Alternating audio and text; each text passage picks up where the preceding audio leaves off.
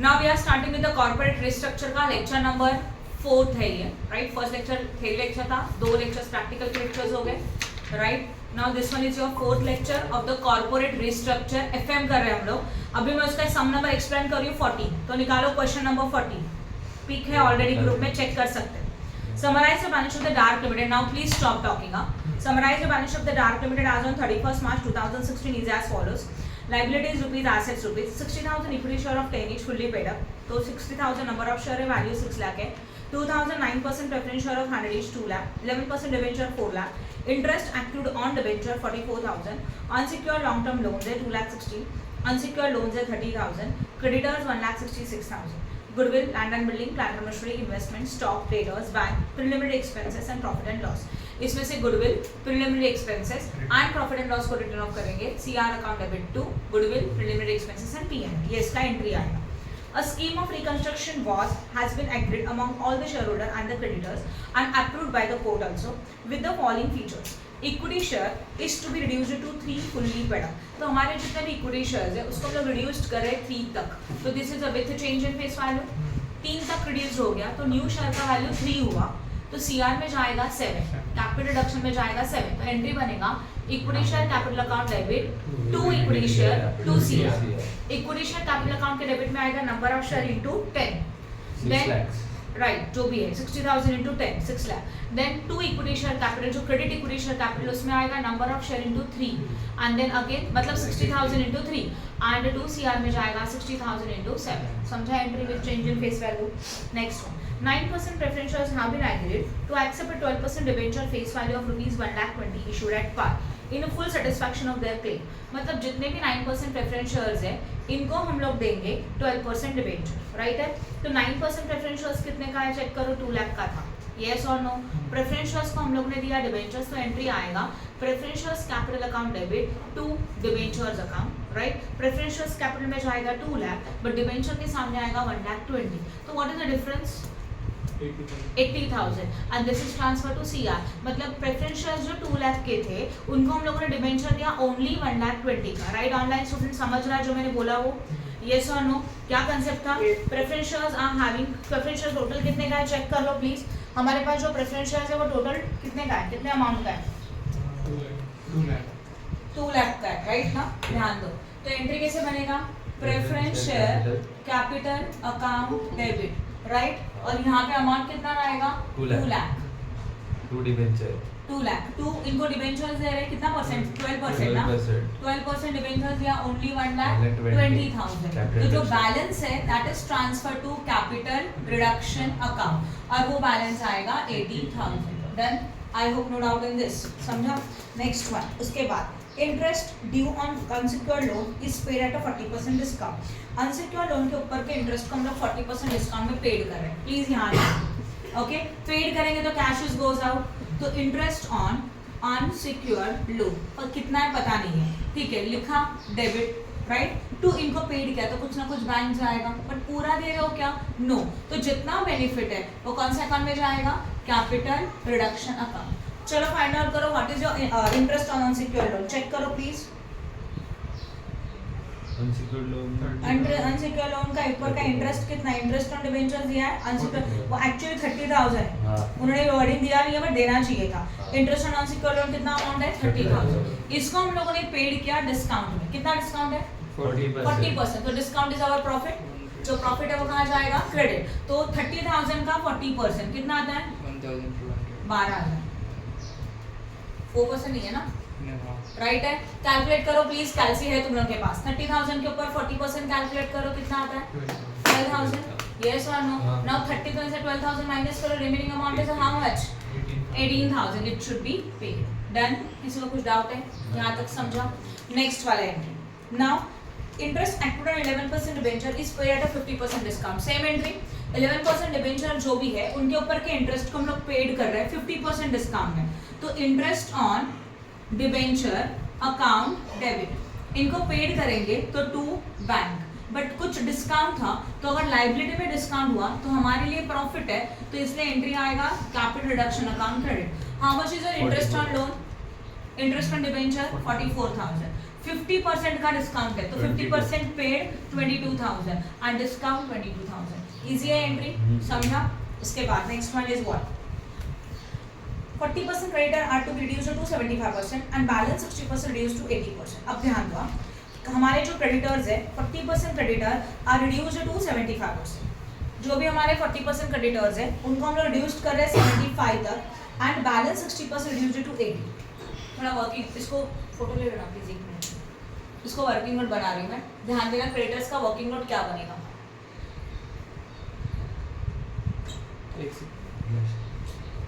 I'm bored नहीं दिख रहा.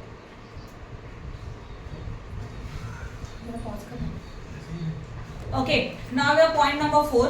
40% of creditor are reduced to 75%. अच्छा मुझे बताओ सबसे पहले how much is your total creditor?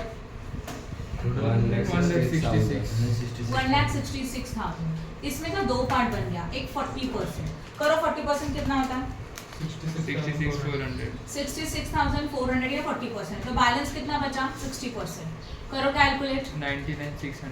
99,600. ये दोनों पॉइंट क्लियर हो गया. तो जो टोटल क्रेडिटर्स है उनमें से जो 40% क्रेडिटर है इट इज रिड्यूस्ड टू 75%. ये इसके 75% तक कम हुआ है तो इसका वैल्यू अगर 75 तक कम हो रहा है तो 75% कितना आता है? 49,800. means we can say that reduced by how many percentage? 25. और 25 कितना आएगा? 66,400 का 49,800 कितना? 16,600. और ये मेरे लिए बेनिफिट है, ये जाएगा सी है. ये पॉइंट समझ में आया? यस और नो. तो आपको एक्चुअली 75% कैलकुलेट करने का जरूरत नहीं है. क्यों? क्योंकि बस उन्होंने इतना बोला है कि क्रेडिटर जो 40% था इट इज रिड्यूस्ड टू 75.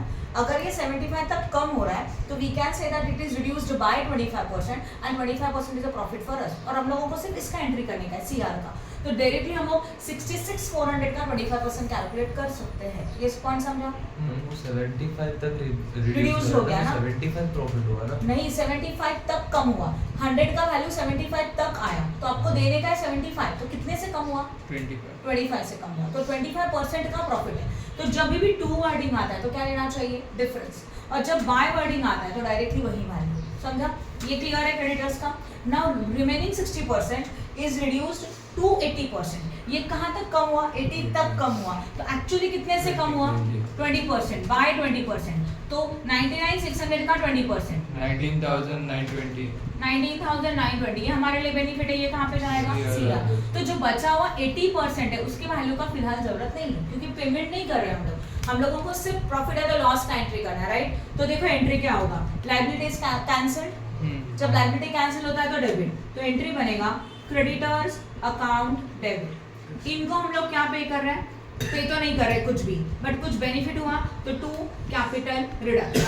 16,600 ये भी प्रॉफिट है एज वेल एज 19,920. करो इसका टोटल 36,520. 36,520. 36,520. देन समझा कि नहीं समझा? क्लियर हो गया. तो this is entry for the creditors account debit to CR account. Any doubt in this?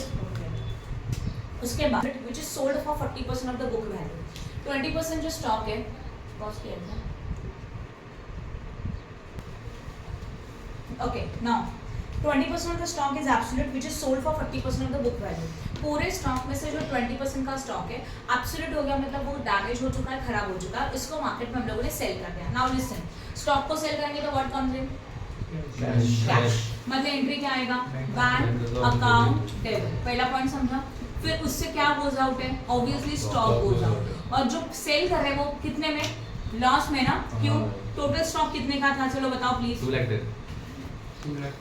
जो टोटल स्टॉक था वो था 2,10,000 का. इसमें से कितना परसेंट खराब हो चुका है? 20%. तो स्टॉक का 20% निकालो 42,000. ये इसको हम लोगों ने मार्केट में सोल्ड किया एट अ 40%. तो 42,000 का 40% 16,800. हाँ या ना. 42,000 का स्टॉक अगर हम लोग 16,800 में सोल्ड करें तो देयर इज अ प्रॉफिट और लॉस. लॉस. और लॉस जो भी जाएगा वो कौन सा अकाउंट में जाएगा? सीआर में. अब एंट्री क्या होगा? Bank account debit capital reduction account also what? Debit to stock is goes out ना, तो टू क्या आएगा, स्टॉक अकाउंट। स्टॉक कितने का गया, ओनली 42,000 का, उसके बदले में इसको हम लोगों ने सोल्ड किया 40% में, तो cash comes in 60,800 only, and 42,000 minus 16,800 करो कितना आता है, 25,200। कंफ्यूजन है, 25,200। किसी को कुछ डाउट है क्या, वापस एक बार एक्सप्लेन करिए। टोटल स्टॉक 2,10,000 था, उसमें से सिर्फ 20% का स्टॉक का वैल्यू रिड्यूस्ड हो चुका है, एब्सोल्यूट हुआ है, वो खराब हो चुका है, उसको मार्केट में सोल्ड किया उसके 40%, बराबर है ना। इसका मतलब जो टोटल स्टॉक था वो 2,10,000 था, उसका 20% 42, और इसको हम लोग सोल्ड कर रहे हैं 42 के 40% में। अगर आपने गलती से इसका 40% निकाला तो रॉन्ग हो जाएगा, and it is a loss, और लॉस है तो उसका एंट्री पास किया। एंट्री समझ में आया। नेक्स्ट वन, आगे का point, goodwill, preliminary expenses and debit balance of profit and loss is to be written off, ये तो ऑलरेडी करते हैं हम लोग, and 30,000 should be provided as a bad debt, doubtful debt, and value of fixed assets should be depreciated by 10%. Now RDD create हो रहा है, debtor का वैल्यू ड्यूज हो गया, loss, CR account debit to debtors 30,000, fixed assets is also reduced by, fixed assets is appreciated by 20%, yes or no, 10%, तो अगर appreciation होगा तो वैल्यू इंक्रीज हो रहा है, तो एंट्री क्या बनेगा, फिक्स एसेट्स अकाउंट डेबिट, मतलब टू व्हाट, CR अकाउंट, 10% का वैल्यू आएगा। कॉस्ट ऑफ रिकंस्ट्रक्शन पेड 16,820, इसका एंट्री बता सकता है कोई मुझे, good, CR account debit to bank. Cost of reconstruction expenses unrecorded liability, इसको पेड करेंगे तो cash is goes out, and अगर अनरिकॉर्डेड लायबिलिटी पेड करें तो हमारे लिए वो लॉसेस है, इसलिए CR अकाउंट डेबिट, तो एंट्री बनेगा CR account debit to bank account. Then 16,820. You are required to prepare a reconstruction account and balance sheet. आप reconstruction account बना सकते हैं खुद से, right? उसके साथ उसका एक एंट्री भी आएगा बैलेंसिंग फिगर का, and after that we have to prepare a balance sheet. समझा कि नहीं समझा? Okay. Next question कौन सा था? Question number 16. Please यहाँ ध्यान दो बातें. We are starting with the question number 16. I hope आप लोगों को question number 15 अच्छी तरह से समझा है, जो भी इसके पहले एक्सप्लेन किया था 14 में. Okay? Now 16. Balance sheet of the Vaibhav Limited as on 31st March 2016 is as follows. Balance sheet available है, equity share of 100 each. जब भी equity share दिया, please find out the number of share. Total value कितने का था? 2 करोड़ का था. 2 करोड़ को डिवाइडेड बाय 100 करेंगे तो कितना आ जाएगा, बोलो? 2 करोड़ डिवाइडेड बाय 100 कितना आने वाला है? हाँ, तो that is the number of shares. 6% cumulative preference of 100 each, 1 crore है, तो ये कितना होगा? 1 lakh. That is also number of shares. 5% debenture of 100 each है, sundry creditor, provision for taxation, fix assets, investments का एक्चुअल वैल्यू 20 लाख है, बट मार्केट वैल्यू 19 लाख है, current assets है, and profit and loss account. तो profit and loss account is the losses, and losses को return off करेंगे तो entry आता है capital reduction account debit to P&L. Now come to the adjustment. Following scheme of internal reconstruction is sanction. All the existing equity share are to be reduced to 40 each. जितने भी existing equity share इसको हम लोग कितने में कम कर रहे हैं? 40 तक कम कर रहे हैं. तो this is the change in face value, yes और नो? तो चेंज इन फेस वैल्यू का एंट्री क्या आता है? Equity share capital account debit, number of share into 100, 2 equity share capital, number of share into 40, and 2 CR, number of share into 60. Clear हो गया? क्योंकि एक इक्विटी शेयर का वैल्यू 40 तक कम हुआ, मतलब 60 रुपीज का प्रॉफिट है. All preference share are reduced to 60. Same entry, preference share capital account debit, number of share into 100, 2 preference share capital, number of share into 60, and 2 CR, number of share into 40. The rate of interest of debenture increased to 6%. मतलब जो debenture का rate था 5% का, वो अभी हम लोगों ने 6% कर दिया. Okay, and debenture holder sir बोलो. मुझे 2 और 5 में बहुत कंफ्यूजन हो रहा है. क्या कंफ्यूजन है बता. Now point number 3 देखेंगे. The rate of interest on the debenture increased to 6%, and the debenture holder surrendered their existing debenture of 100 each, exchange the same for the fresh debenture of 70 each for every debenture held by them. बहुत simple entry है, कुछ अलग नहीं है. 5% debenture था, 100 का था. 5% debenture surrender हो रहा है, उसके बदले में न्यू डिबेंचर दे रहे हैं 6% वाला, जिसका वैल्यू कितना है पर डिबेंचर का? 70 का वैल्यू है. तो हम लोग ये बोल सकते हैं कि जो ओल्ड डिबेंचर थे, एंट्री बनेगा 5% debenture account debit, because old debenture is going to be cancel. उनके बदले में मिलेगा 6% डिबेंचर, और कुछ वैल्यू जाएगा कैपिटल रिडक्शन. सबसे पहले मुझे बताओ how many number of debenture. जाओ ऊपर और चेक करो. 80 लाख डिवाइडेड बाय 100 कितना हो जाएगा? 80,000. यस, मतलब ओके. पुराना डिवेंचर कैंसिल होके वो 70 रुपीज Yes. ईच हो रहा है बस. हाँ नया राइट, वाला.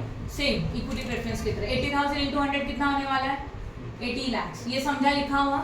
सिंस 6% डिबेंचर 80,000 इंटू कितना आएगा 70 में कन्वर्ट हो गया, कितना हो जाता है ये, सही है 56 lakh.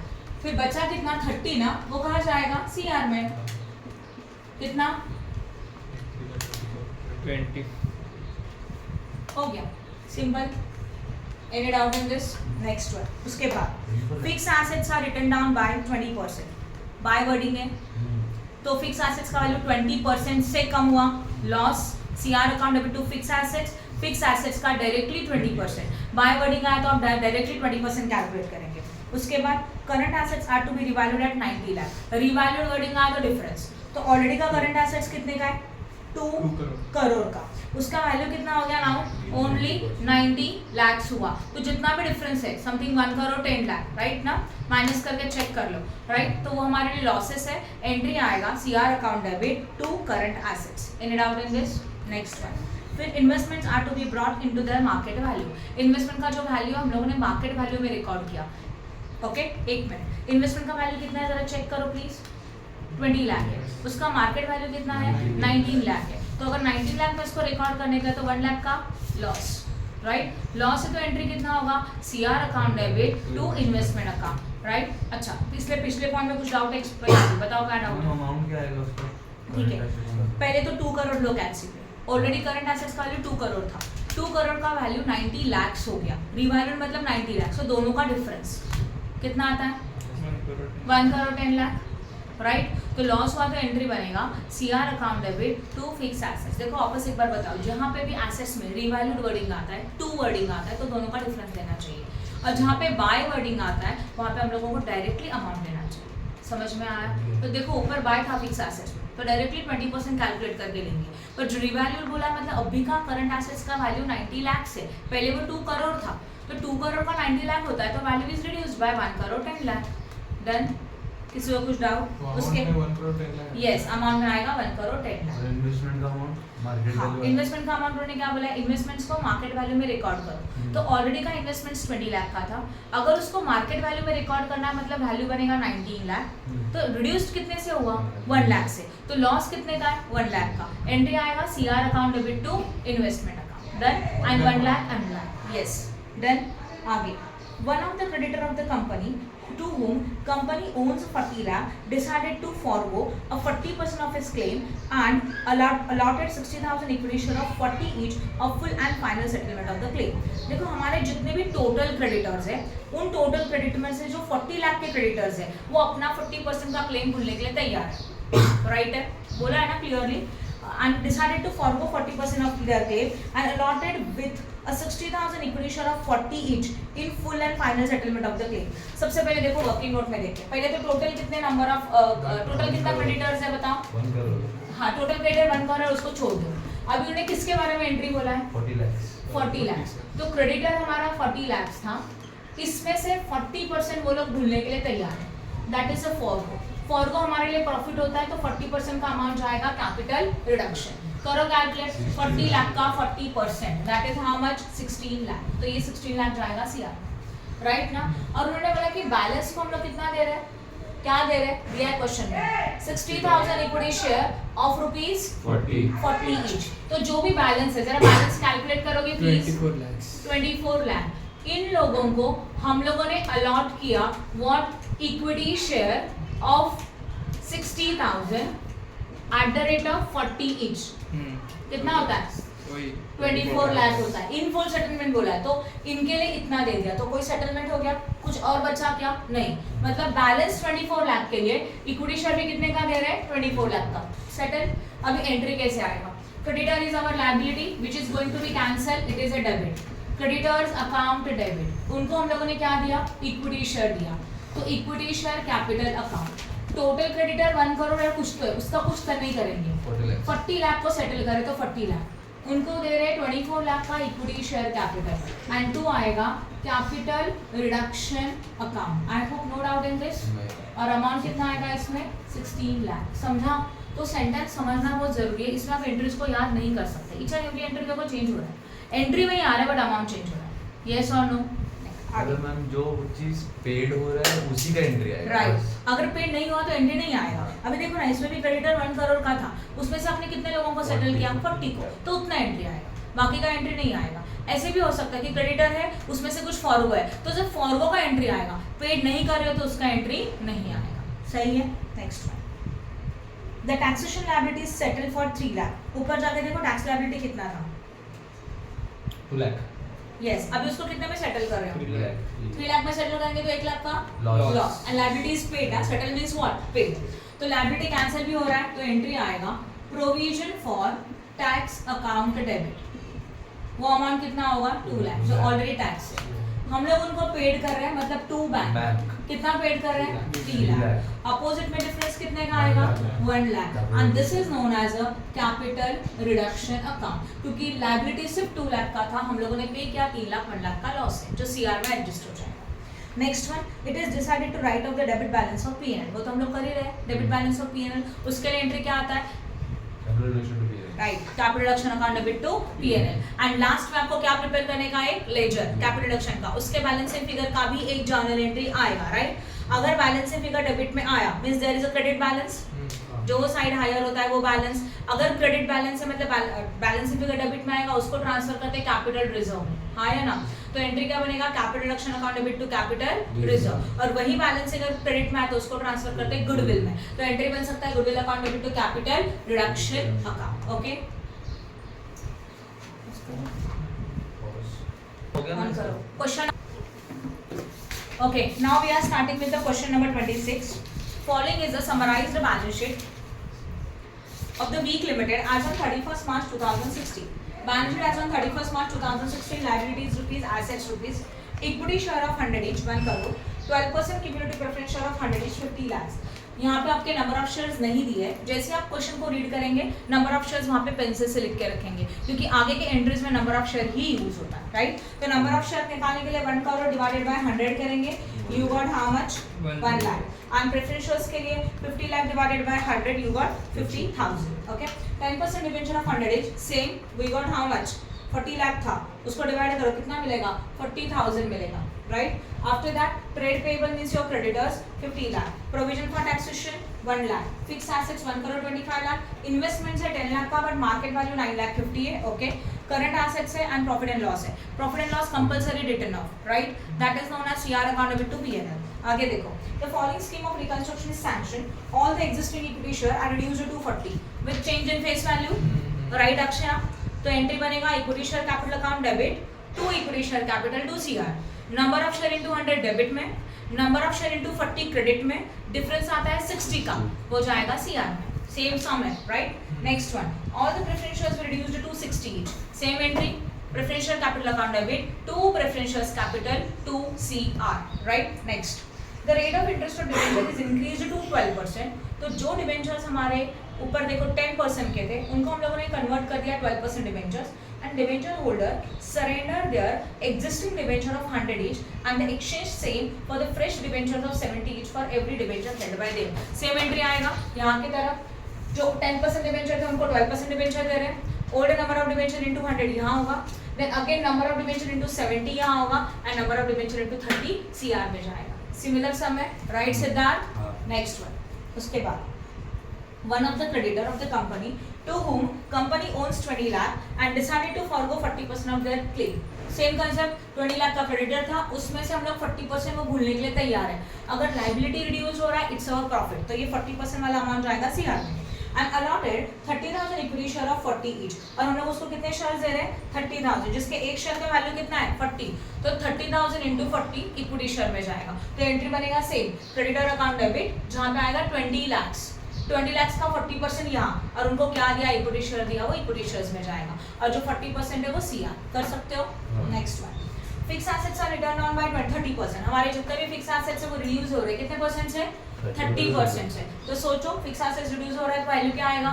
CR account debit to fix assets. Amount कितना परसेंट लोगे? 30 की 70? 30। बाय वर्डिंग आता है तो सेम परसेंटेज।